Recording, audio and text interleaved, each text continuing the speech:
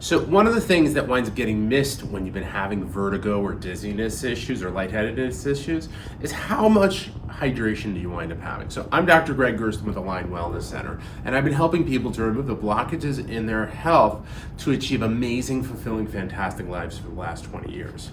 And this is a topic I talk about regularly. However, it winds up getting missed. So I like to bring it up regularly as well. And it has to do with how much water or hydration we wind up consuming.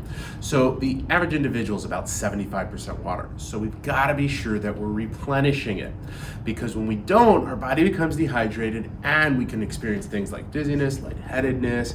It can even cause you to get into the vertigo spins. So if you've experienced that, let's talk about how to increase the levels of hydration or know if you're at the right level of hydration for your body size and your lifestyle. The first thing I always look at and talk with people about is the right way to figure out how much water to drink is to take your body weight and then divide it in half. Take your body weight in pounds and divide it by half, and that's how many fluid ounces we should be consuming of water at a minimum. And I typically have found that to be for someone who is healthy, vital, without any disorders or dysfunction, that doesn't spend a lot of time outside or working out. I know, who the heck is that? That's no one anymore. If you want to know more specifically for you, that's going to be the baseline of what we should be consuming.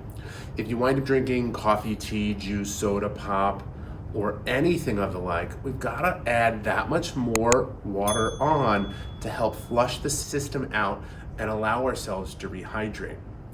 If you're wearing a mask for a long period of time, like many people are, you got to wind up consuming even more, because typically the air contains moisture, but when we have our masks on, the moisture particles get cleaned out of it. So we got to make sure that we're drinking plenty of good, clean, fresh water.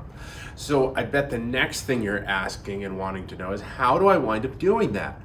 I can't even drink any water. So the way that I wind up doing it is I've got a water bottle right here, and I keep this with me just about every day. It's got 32 ounces of water that I can fill it up with. So I goal to fill it up at least 3 times, but closer to 6 times a day. Now, why do I do 6 times a day?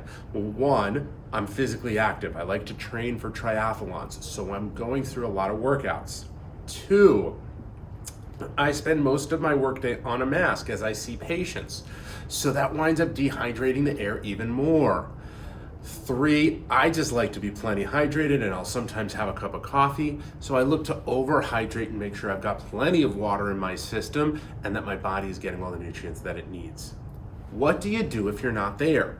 Well, what I always recommend is for people to go about building up their hydration slowly. And if you wind up having any sort of a blood pressure issue, you're on a water pill, you have kidney issues, let's look to connect with your doctors who manage that to figure out the right strategy for you, because it's going to be different. If you don't have any of those conditions, let's add 1 cup of water a day for an entire week to whatever you're doing. Then the next week we'll add a 2nd cup a day for the entire week. You'll continue this until you're up to the volume that you're supposed to. The thing that our patients and people I've shared this with realize is that they have more energy, they feel fuller, and they lose weight. Who's game for that? That's what I thought. You wanted it too. If that's something that you'd like, go ahead and smash the like button.